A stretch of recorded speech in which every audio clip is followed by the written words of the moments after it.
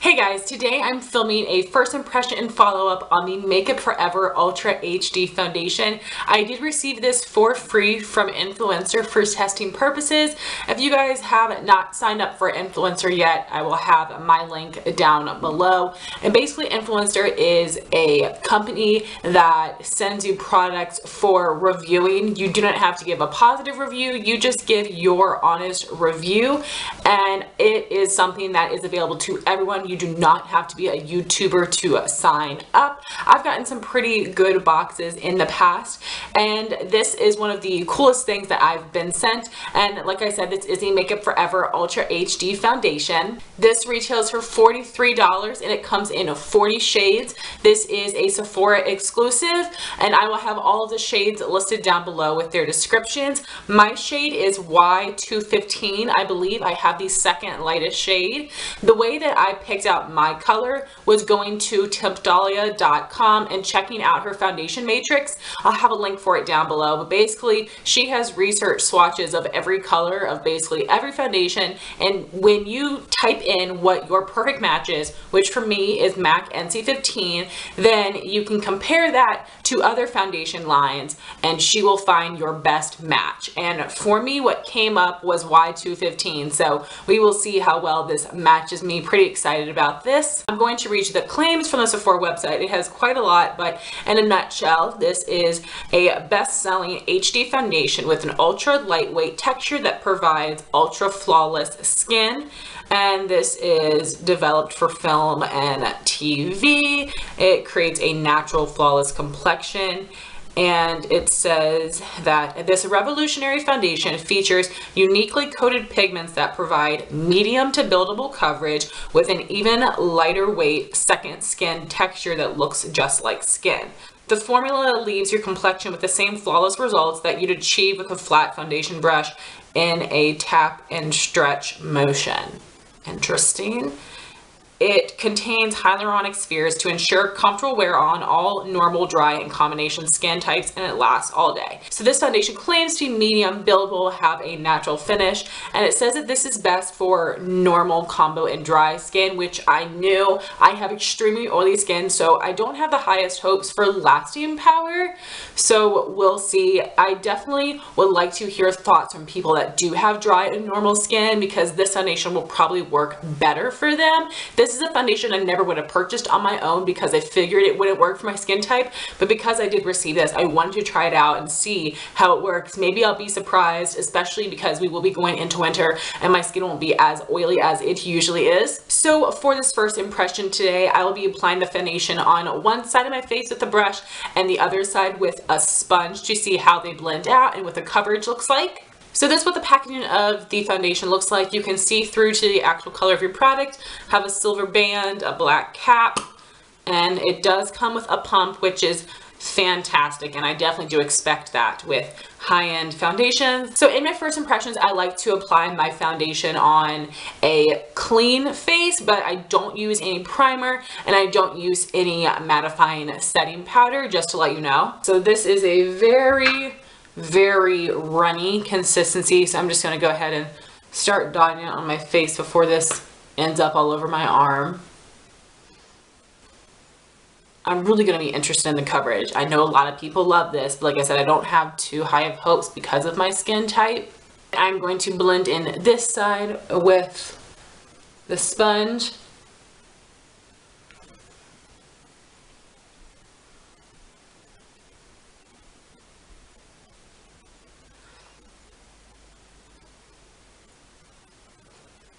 So that is one layer blended out with a sponge. It definitely looks really seamless and natural. It added a little bit of color, but this is definitely super light coverage. I can see all of my freckles and my redness, so I definitely need to go in with more.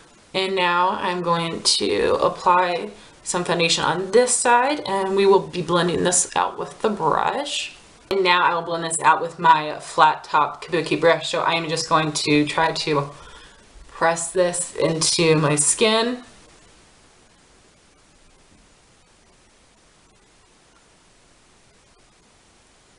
And that did blend out super easily with the brush. Even though I didn't apply a primer, it did blend really nicely, which I love. The brush side did give a little bit more coverage, but I would still consider it light. So I'm gonna go in with a second layer. So this is a second layer with a sponge. It was slightly buildable. I feel like this is light medium. It definitely didn't even out my skin tone overall, but I can still see my freckles and a bit of redness.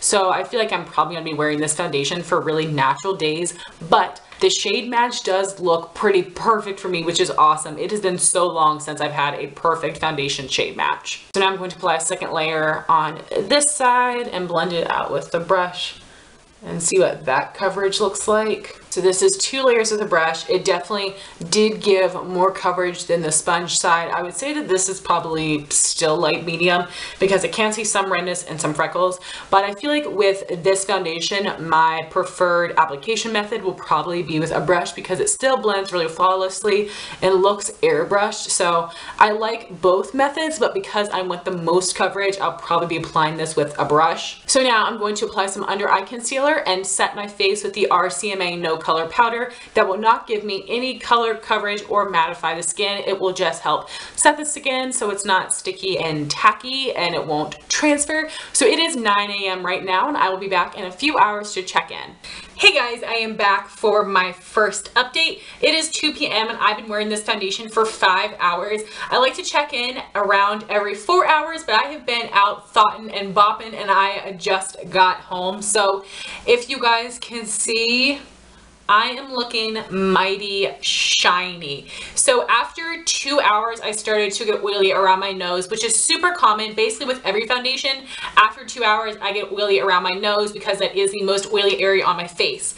But with this foundation, after 2 hours, I was also oily on my forehead and on my chin. I was oily throughout my entire T-zone, and that usually does not happen. Usually those areas can stay matte for a little while longer, so that already made me a little bit wary about how this foundation was going to hold up and a little bit sad. So at this point, after 5 hours, I am glowy, like oily, glowy, gross for me. Sides of my nose, right here on this part of my cheek, forehead, chin, like you can definitely see it. I can really feel the oil like puddling up on the side of my nose and I want to blot so bad, but I'm gonna wait until my next update to blot. So I will check in with you guys again in 3 hours. Hey guys, I'm back for my second check-in. It is 5 p.m. and I have had this foundation on for 8 hours. As you can see, I am disgustingly oily. I want to wipe my makeup off so bad. This isn't a heavy foundation, but as I get more and more oily, I can seriously feel it on my skin. I can feel the oil and it is so disgusting. And so as you can see, extremely oily on my nose, around my nose, chin, forehead, basically everywhere except for my cheeks. Even along my jawline, I'm feeling kind of sticky. So I am going to take one piece of toilet paper and blot my skin because I'm dying. So I did have a tiny bit of transfer, but not bad. And it doesn't really look like it broke up my makeup any, which is great, but ugh, I just feel so greasy and gross. So I'm gonna have a text post at the end of the night after I have been wearing this foundation for 12 hours to let you know how it wears to that point. And then tomorrow I'll be back to put this foundation to the test in my everyday foundation routine with my mattifying products. And I really hope it can help this foundation last longer and help keep me matte longer because I do like this and I wish that it would work for me.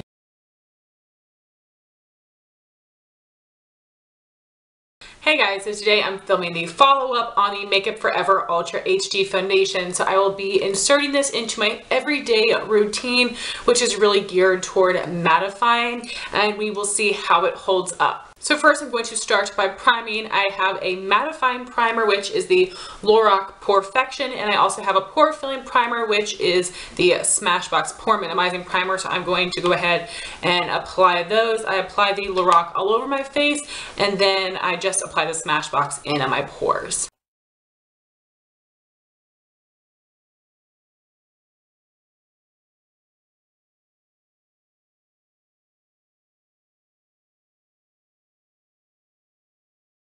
So yesterday I applied the foundation with a sponge and a brush, and today I'm going to apply it with a brush because that does give more coverage. So just blending out with that kabuki brush.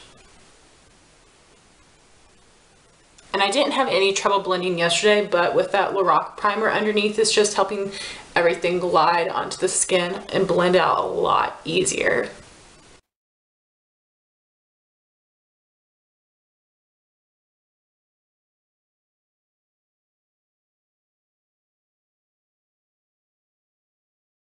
So that is one layer all over. I can definitely still see a ton of redness, so I'm going to apply a second layer.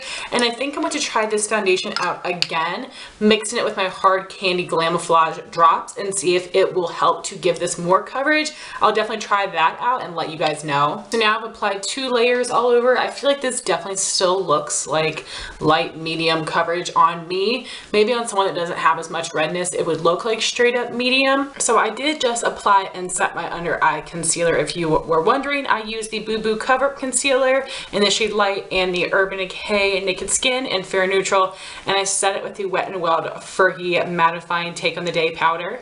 Because this foundation is not giving me enough coverage, I am going to use my MAC Pro Longwear Concealer on my blemishes. I'm not going to put this anywhere else on my face, but I really do want to cover up my blemishes, and I have quite a lot going on right now.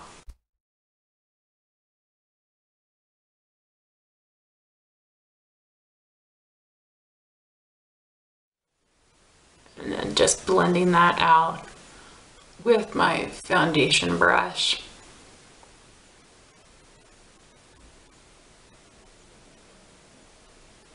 Now I'm going to set my face with the Maybelline Fit Me Matte and Poreless Powder in the shade 100 Translucent, which is not a translucent shade. It's very fair with a yellow undertone. This powder gives me a little bit of coverage. It's perfect color for me, and it also helps to keep me matte. I'm going to apply it all over with the Real Techniques powder brush, and then I'm going to take the e.l.f. powder brush and apply it on my chin and around my nose to really help pack on the powder in those areas where I get the most oily.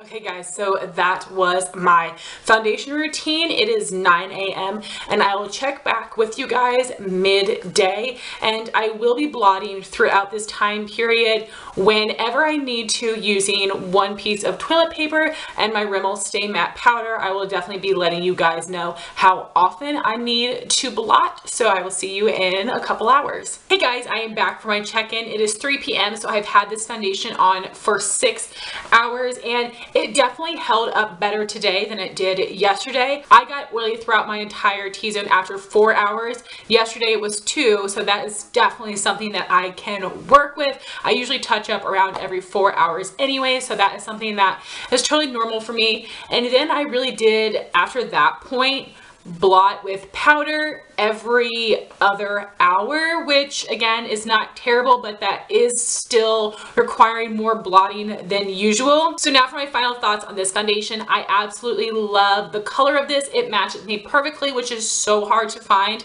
I also love how easily this blends out into the skin.